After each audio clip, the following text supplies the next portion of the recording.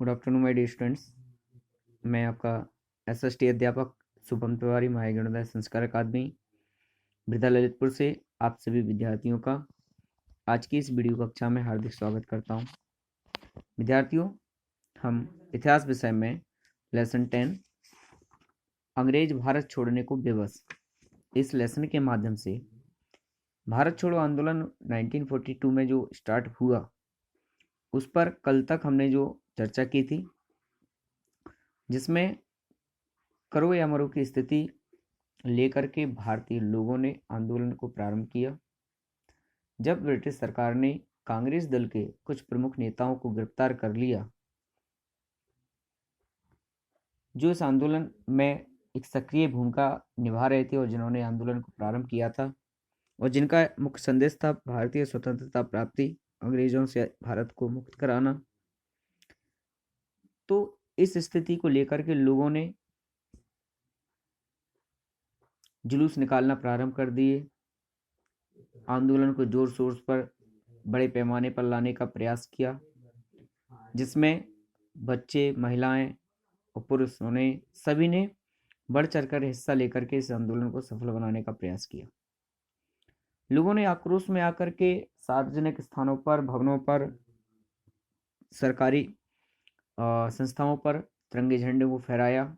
हजारों सत्याग्रहियों ने गिरफ्तारियां दी और इस आंदोलन में कॉलेज के छात्र भी कॉलेज छोड़ करके इस आंदोलन में कूद पड़े। यहां तक हम इसकी पर चर्चा कर चुके थे। जहां पर एक और पूर्वी उत्तर प्रदेश और बिहार के आंदोलन अत्यधिक उग्र था। बिहार के गवर्नर को भाग कर बनारस में शरण लेनी पड़ी। बलिया में अल्पावधि के लिए अंग्रेजी शासन समाप्त हो गया। चित्तू पांडे के नेतृत्व में आंदोलनकारियों ने असाधारण देशभक्ति का परिचय दिया। इस प्रकार भारत के लगभग सभी भागों में जन विद्रोह तथा क्रांति फैल गई। पूर्वी उत्तर प्रदेश की बात करें तो जो कानपुर, गोरखपुर, लखनऊ, अयोध्या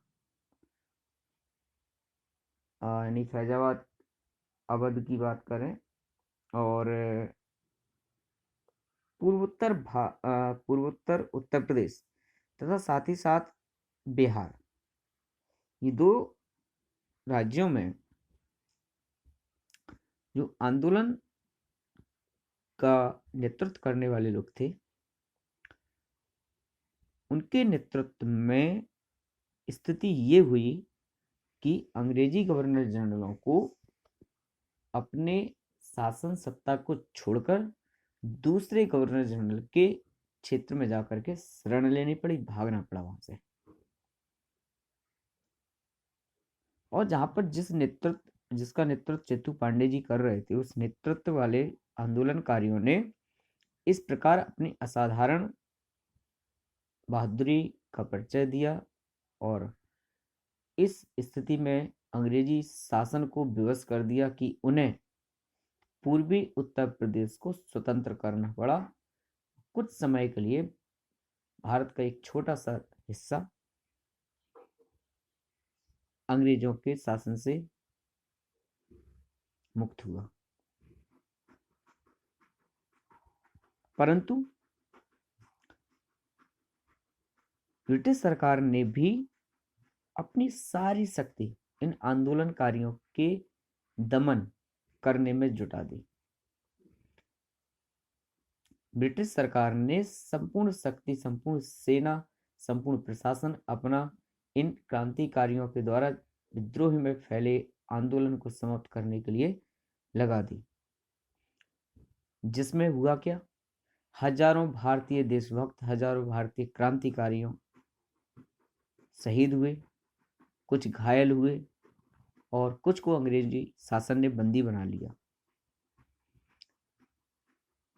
सरकार की इस नीति से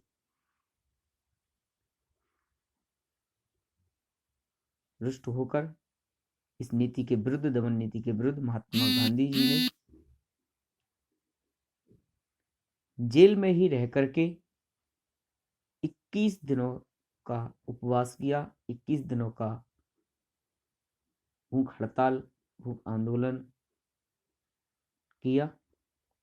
उसी दौरान विद्यार्थियों एक और घटना घटित हुई गांधी जी के जीवन में कि उनकी पत्नी कस्तूरबा गांधी की मृत्यु हो गई।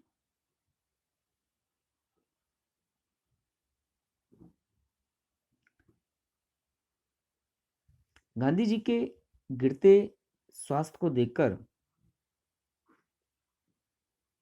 ब्रिटिश सरकार ने उन्हें जेल से मुक्त कर दिया। परंतु ये घटनाएं यहीं नहीं रुकी, ये गतिविधियां चलती रहीं।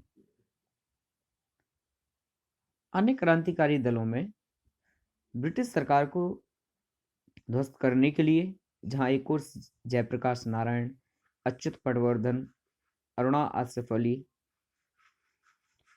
आदि कई बड़े राष्ट्रीय नेता भूमिगत होकर अपने ढंग से गुप्त कार्य कर रहे थे, वहीं दूसरी ओर सैकड़ों जोशीले क्रांतिकारी साहित्य वितरण करने में जुट गए। उन्होंने निर्भय होकर देश की आज़ादी के लिए अपने आप को बलिदान कर दिया। इन युवकों की बलिदान गाथाएं स्वतंत्रता संग्राम के इतिहास में अमर हैं।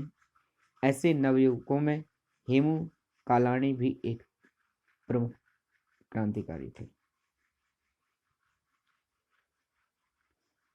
कुछ लोग तो बाहरी प्लेटफॉर्म पर आकर के अंग्रेजी शासन का, अंग्रेजी नीतियों का विद्रोह कर रहे थे, विरोध कर रहे थे और आंदोलन को सफल बना रहे थे। परंतु कुछ भारतीय क्रांतिकारी, कुछ ऐसे लोग थे जो गुपचुप तरीके से अंदर ही रह करके एक ऐसी सेना का गठन कर रहे थे, एक ऐसी भूमिका का निर्माण कर रहे थे कि यदि उस भूमिका के अनुसार कार्य किया जाए तो अंग्रेजों को भारत छोड़ने पर विवश किया जा सकता था, जिसमें इसका प्रमुख उद्देश्य था कि जन जन तक स्वतंत्रता के लिए लोगों तक वो सामान पहुंचाना, वो साहित्य पहुंचाना, जिससे बच्चे बच्चे के हृदय में स्वतंत्रता की भावना पैदा हो सके, जिससे अंग्रेजी नीतियों का विरोध कोने कोने तक हो सके, जिससे कि स्वदेशी सामान का प्रयोग करने के लिए लोगों को प्रेरित किया जा सके, अंग्रेजी सामान का विद्रोह किया जा सके, विरोध किया जा सके। ऐसे आंदोलन को सफल बनाने के लिए बहुत से लोगों ने अपने आप को स्वतंत्रता की वेदी पर चढ़ा दिया। ऐसे महान क्रांतिकारियों की गाथाओं की चर्चा, वर्णन इतिहास में अमर हैं, अमर थी और अमर रहेंगे। एक नाम यहाँ पर आया हेमू कालाणी। आइए इनसे जुड़ी एक घटना पढ़ लेते हैं। हेमू कालाणी ने 23 अक्टूबर 1942 की रात्रि को रेलगाड़ी में ले जा रहे ब्रिटिश फौज तथा शस्त्रों को नष्ट करने का प्रयास किया था।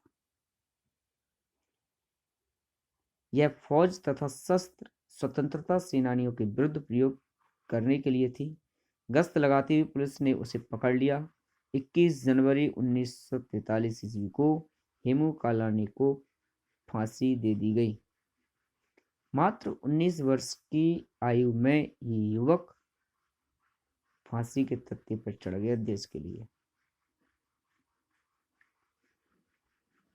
लेकिन अंग्रेजों के द्वारा रेलगाड़ी में जो फौज और शस्त्र भारतीय लोगों के आंदोलन के विरुद्ध में प्रयोग करने के लिए सरकार ले जा रही थी, उसको उन्होंने ध्वस्त कर दिया।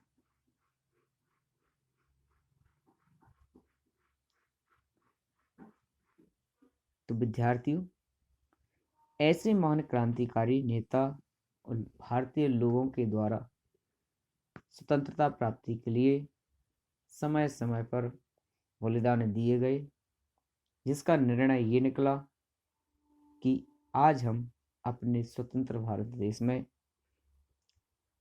आज़ादी से रह रहे हैं। और भी घटनाओं पर चर्चा करने के लिए कल फिर पुनः उपस्थित होंगे।